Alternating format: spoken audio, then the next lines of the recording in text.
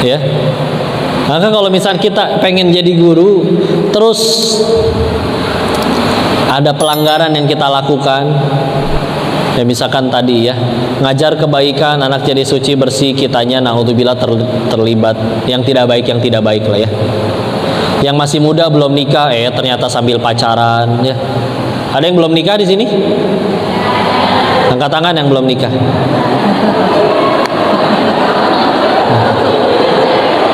Tenang ya. Bentar dulu, tenang. Saya nanya kayak gitu bukan pengen nafkahin, Bu. Tenang aja ya.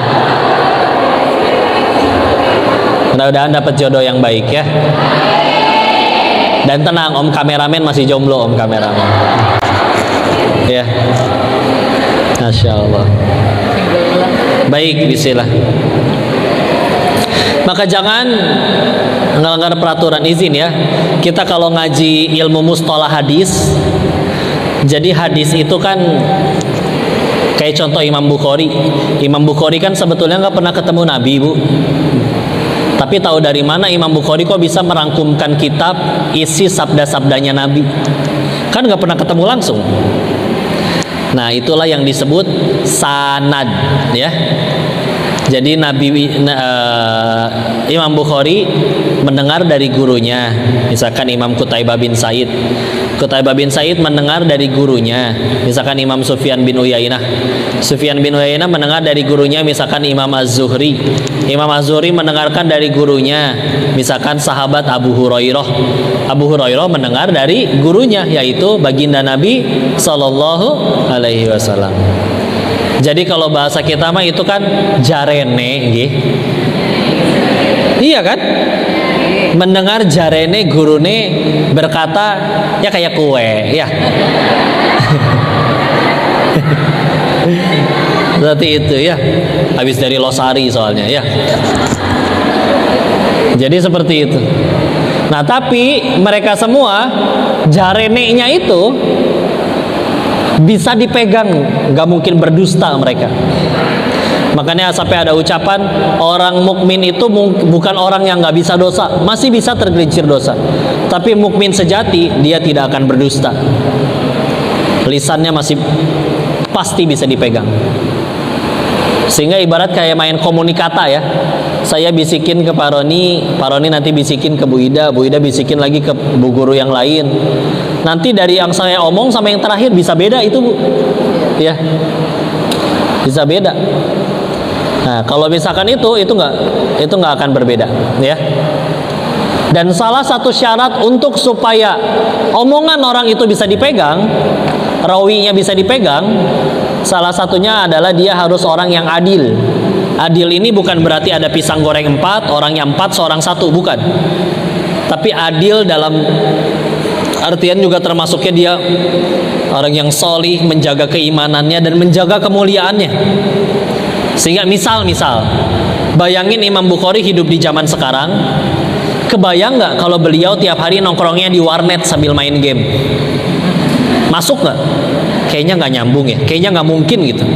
Seorang imam besar, ahli ilmu, ahli ibadah, orang soleh seperti Imam Bukhari nongkrongnya di warnet, ninggalin sholat sambil ngerokok terus ngebul, nggak nyambung.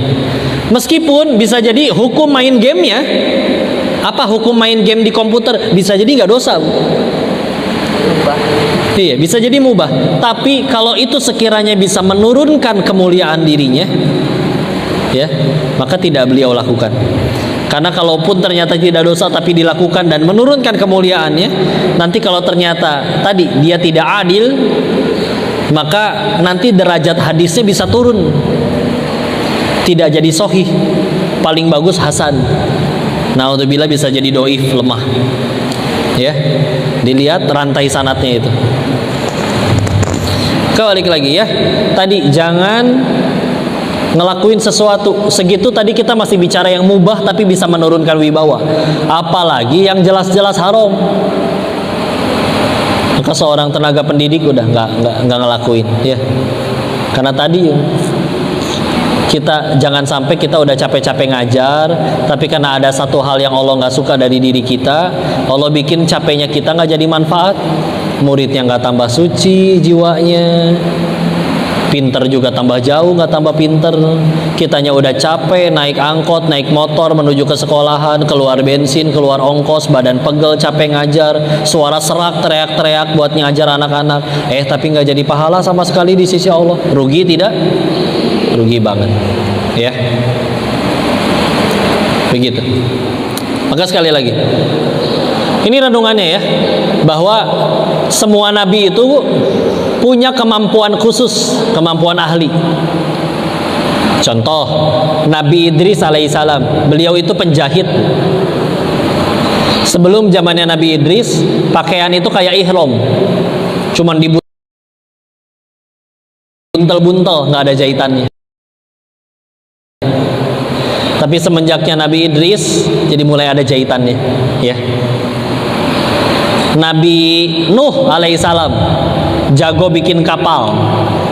Coba bayangin, ombak setinggi gunung, itu kapal bisa nggak tenggelam. Jago nggak bikin kapalnya? Karena memang kalau kata Al-Quran juga, bikin kapalnya itu dimandorin sama Allah, Allah yang awasi. Maka pasti itu ya. Dulu Ustaz Budi Asari pernah cerita, waktu ceramah di sekolah tinggi perkapalan, dibawakanlah tentang kapalnya Nabi Nuh alaihissalam. Ditanya ke guru-guru besarnya, bisa nggak bikin kapal kayak gini? Oh, nggak bisa. Ini kapalnya siapa sebagus ini? Kapalnya Nabi Nuh alaihissalam. Ahli. Jadi semua nabi itu selain berdakwah, mereka semua punya keahlian. Rasulullah Muhammad SAW, apakah punya keahlian khusus? Iya. Beliau orang Quraisy. Orang Quraisy itu jago bisnis, Bu, jago dagang. Ila fihim rihlatasyita wasai. Ada kata rihlah. Apa artinya rihlah? Jalan-jalan kan? Apa bedanya jalan-jalan kita sama jalan-jalan orang Quraisy? Kita jalan-jalan ngabisin duit, orang Quraisy jalan-jalan jadi duit. Pinter dagangnya. Ke utara, ke negeri Syam, bisnisnya lancar. Ke selatan, ke negeri Yaman, bisnisnya lancar, ya. Nah, tapi semuanya meskipun punya keahlian khusus, semuanya memilih satu jalan yang sama. Semua nabi, yaitu berdakwah. Ya, bahasa sederhananya mengajar, mendidik, berdakwah. Ibu tiap hari ketemu anak-anak kan dakwah juga, ngenalin Allah, ya, ngenalin syariat. Orang Islam mesti sholat, yuk kita belajar sholat yuk, gerakannya begini deh, ini huruf alif, ini huruf ba, pelan-pelan Iqra 6-nya udah beres. Nah, ini Al-Fatihah dibaca yuk sampai hafal, dibenerin tajwidnya, panjang pendeknya, tahsin, sifat hurufnya semua, ya. Masya Allah, dakwah itu luar biasa. Makanya ini izin saya mengulangi apa yang guru kami nasihati, ya. Beliau bilang kayak gini, makanya tolong bagi yang sekarang sudah ada di sini, tanya sendiri balik lagi niatnya dari awal apa pengen ngajar. Karena kalau misalkan ada yang ngajar cuman karena gak keterima ngelamar kerja di tempat lain, tadinya pengen kerja di bank kok, tapi gak keterima, yang keterima jadi guru TK. Kalau misalkan ngajarnya cuman gara-gara alasan kayak gitu, guru kami bilang gini, keluar sana, berhenti aja jadi guru. Kami gak butuh. Gak ada sejarahnya pendidikan peradaban dibangun oleh orang yang ngajar gara-gara terpaksa.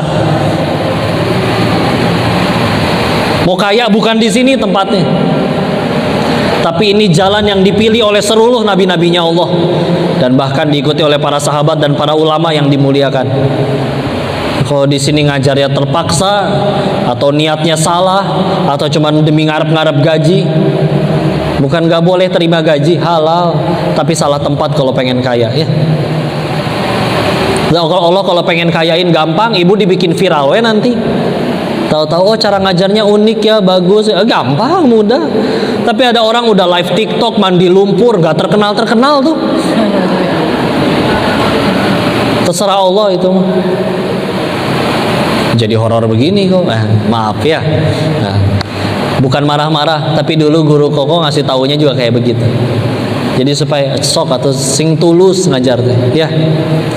Karena apa yang akan Allah janjikan, apa yang akan Allah berikan dan akan kalian terima nanti di sisi Allah, oh itu nggak terbayar.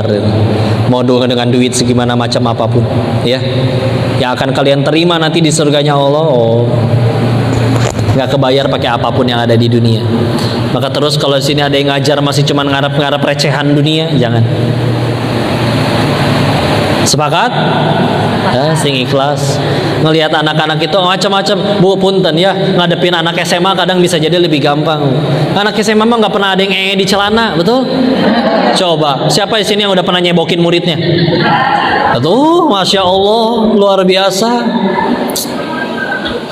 Coba tuh kalau nggak ikhlas lillahi ta'ala mah bela-belain amat, ngapain ya Allah? Mencret di kelas ya. Ya Allah, ngompol ya, cepirit. Maaf ya bahasanya, tapi masya Allah kalian itu maka tolong, Allah aja nganggap kalian mulia, maka anggaplah diri kalian juga mulia. Jangan merendahkan ya, dengan hanya ngejar-ngejar sesuatu yang bentuknya cuma recehan dunia. Enggak, surga kalian lebih tinggi daripada orang-orang nanti, asal ikhlas tadi lillahi ta'ala. Bismillah. Sepakat? Maka mudah-mudahan semenjak hari ini ada yang tadinya saya ngajar cuma 2 tahun aja, ntar dapat kerjaan lain saya mau pindah. Semenjak dengar kajian ini saya pengen sampai mati jadi guru. Udah, bismillah. Beneran, saya kalau ditanya apa, ditanya kalau kadang kan harus isi daftar apa ya, di bandara, di apa, pekerjaan apa, bangga, guru saya, guru. Iya, ngajar di sekolah ada, dulu juga sebelum episode ya kemana kesana kesini ceramah, saya ngajar di sekolahan, 500.000 gajinya sebulan, ngajar tahsin, ngajar tahfiz, ya, tapi udah guru, karena setelah akhirnya punten ngalor ngidul melanglang buana nyobain pengen kaya di Thailand, kerjaannya kayak gimana, semua udah insya Allah udah dicobain. Lalu ketika akhirnya kesadaran itu bangkit, terus pengen jadi manfaat sebaik-baiknya, maka pengen mulainya di mana memperbaikinya. Bismillah, pengen benerin pendidikan ya. Meskipun bukan ada kawan-kawan, saya nggak bisa ngajar, saya bisanya jadi pengusaha sukses. Ya udah, berarti kamu dakwahnya di bisnis, sudah nggak apa-apa. Kalau saya pribadi udah pengen fokusnya di pendidikan. Sederhana, Indonesia merdeka berapa tahun? Udah berapa tahun? 70? 78 tahun. Pertanyaan selanjutnya, 78 tahun merdeka, udah berapa kali ganti kurikulum? Islam 14 abad belum pernah ganti kurikulum. Al-Quran, Sunnah, udah. Dan kurikulum ini nggak cuma pendidikan, untuk semuanya, rumah tangga, ya bisnis, ya muamalah dengan orang, nggak pernah ganti kurikulum. Kalau udah bismillah, kita kembalikan kepada Imam Malik bin Anas pernah ngomong kayak gini soalnya, Bu, gurunya Imam Syafi'i ini, rahimahullah. Kurang lebih artinya seperti ini: siapapun, kapanpun, dimanapun, tidak akan mungkin bisa mengubah generasi ini jadi baik kecuali satu caranya. Gimana caranya? Kata beliau, menggunakan cara sebaik-baiknya manusia mendidik sebaik-baiknya generasi. Siapa sebaik-baik manusia? Rasulullah SAW. Siapa generasi terbaik? Yang dididik langsung sama Rasul, para sahabat. Terus kita pengen pendidikan, udah terbang ke Finlandia, ke Jepang, Islam punya contoh yang sempurna. Terlalu mubazir kalau kita diamin gitu aja. Sedangkan kejayaan kita itu dimulai sedekat tinggal kita kembali mengikuti. Contoh ya, anak didik ibu pengen jadi pemain bola, belajarnya ke siapa? Ke Lionel Messi atau ke Chef Juna? Messi, jelas. Ronaldo bisa. Kenapa? Dia pernah juara. Dari kejuaraan yang pengen kita menangin, dia sudah latihan yang akan kita tempuh. Loh, jelas. Maka kita mati bakal, sukses pengen, mulia pengen, bahagia pengen. Di dunia aja atau dunia akhirat? Dunia akhirat. Ada manusia yang udah paling bahagia, paling sukses, paling mulia, paling manfaat bagi seluruh manusia. Rasulullah, dan beliau sholat, beliau jalanin Islam. Terus kita nggak mau ngikutin beliau-beliau, berarti selama ini kita berusaha bahagia dengan caranya siapa? Ngarang gitu. Pantesan sulit bahagia, ngarang tiap hari. Gini kali ya, gitu kali ya. Sempurna Islam. Mau jadi arsitektur, ada kuliah arsitek. Mau bisa bahasa Rusia, ada kuliah sastra Rusia. Tapi punten, kalau kuliah pengen jadi ibu yang baik, nggak ada. Kamu jurusan apa? Jurusan pengen jadi ayah yang baik.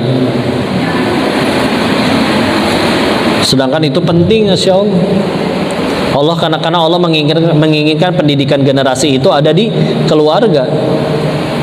Pengen bagusnya tuh di pendidikan. Bukan cuman sekedar dikasih uang jajan, anak terserah bebas kayak gimana. Tahu-tahu kita ngarep dia jadi soleh, gimana ceritanya? Ya, pinter doang masih bisa dapat. Tapi tadi kita udah sepakat pinter di awal. Kalau pinter tapi jiwanya kotor kan bahaya. Koruptor kan pinter semua, betul? Ya, maling ya, tapi semuanya. Ya. Gak seperti itu. Ya. Maka mudah-mudahan ini bisa mengingatkan kita, yuk untuk bismillah. Jalan yang kalian tempuh ini demi Allah adalah jalan yang dipilih oleh para nabi-nabinya Allah dan yang mengikuti jejak-jejak beliau. Jadi kalian tuh setiap hari datang ke sekolah bukan niatin ngajar supaya tiap akhir bulan digaji, bukan. Tapi benar-benar untuk ini dakwah.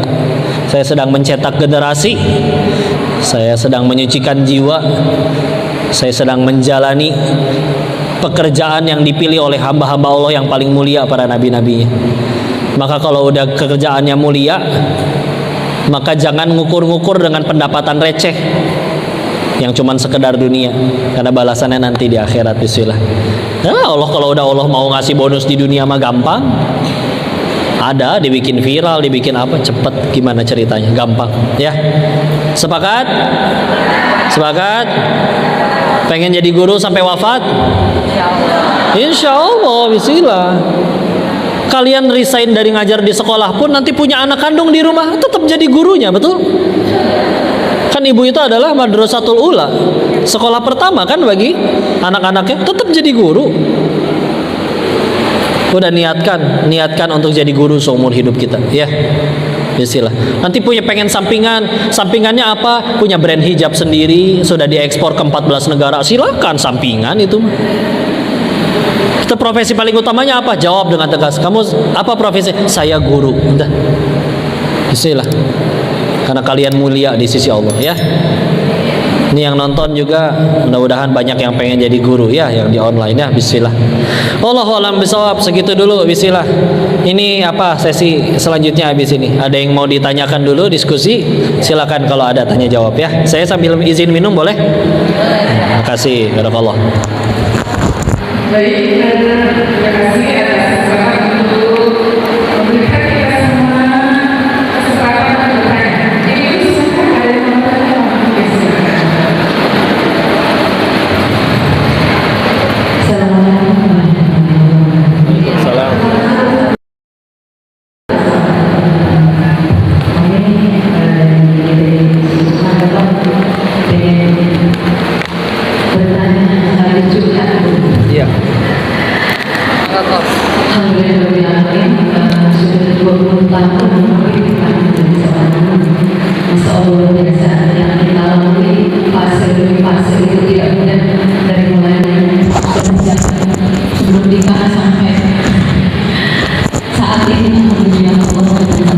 Barakallah, barokah ibu, barokah, masya Allah.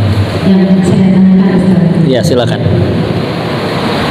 Kita sebagai seorang pendidik, kata Ustaz tadi, harus dari hati, ya. Iya. Iya. Karena ada memang manusiawi, gitu ya. Iya. Kalau kita memorinya sudah penuh, gitu ya. Ada aja, kalau kita mengajar memang tidak fokus, gitu ya. Jangan dibawa permasalahan di rumah sampai sekolah. Kita harus fokus, gitu, tinggalkan dulu. Tetapi apapun yang terjadi, gitu ya, tetap terkadang itu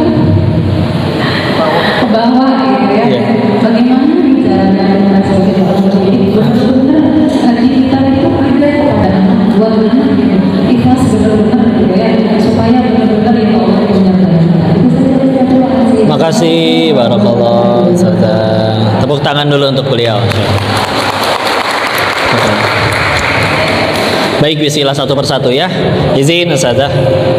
Jadi gini, bismillah. Terkadang Bun, ya kita bicara masalah tuh pasti ada ya. Pokoknya selagi kita masih hidup di dunia, masalah pasti akan tetap ada. Tapi yang paling penting kan sebetulnya cara menyikapi masalahnya.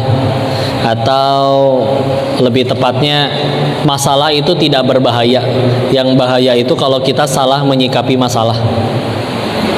Maka kadang cara menyikapi masalah itu biar masalah itu beres. Kadang masalah itu nggak usah diapa-apain, bisa selesai.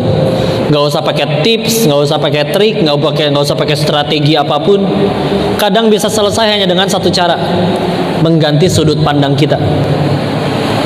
Contoh, setelah saya minum ini sampai habis, ini masalah buat saya Bu, karena harus jadi sampah, tidak mungkin saya kantongin, harus saya buang.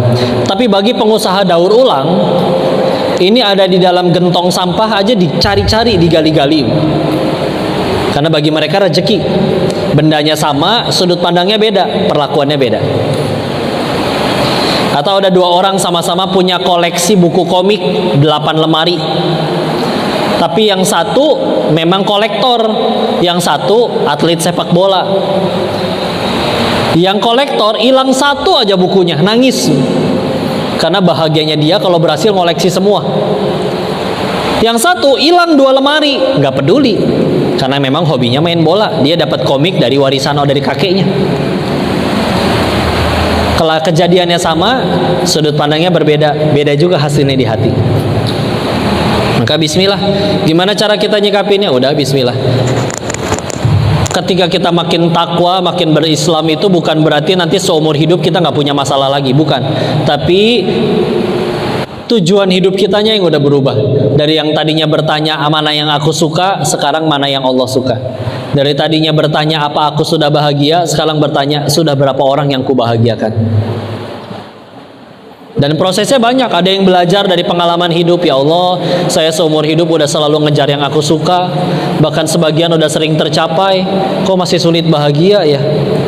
Sedangkan ada orang-orang yang nggak sibuk ngejar keinginannya, tapi sibuk mengejar yang Allah suka, kok dia lebih bahagia. Ada masalah, ada, tapi dia tahu ya Allah, masalah ujung-ujungnya cuma 2 kepahitan itu. Kalau satu, cuma 2 ujung dari kepahitan. 1 untuk meninggikan derajat, 2 untuk menggugurkan dosa. Ulangi, 1 untuk meninggikan derajat, 2 untuk, ya Allah, dua-duanya tiket ke surga. Nabi Adam diusir dari surga, dosanya 1. Kita pengen ke surga, emang dosanya 1. Tapi tiba-tiba kita berdoa, ya Allah pengen tetanggaan sama Nabi di surga. Malaikat juga mungkin bingung, amalannya apa ibu ini ya. Sholat lupa rakaat melulu, istighfar diirit-irit, sedekah apa lagi. Tapi Allah pengen kabulin dia tetanggaan sama Nabi. Tapi bisa jadi ada dosa yang belum bisa terhapus, karena amalan kita segitu-gitunya. Tahu-tahu ditolong, ada yang minjem duit tapi galakan dia, beres. Lumayan gugurin dosa.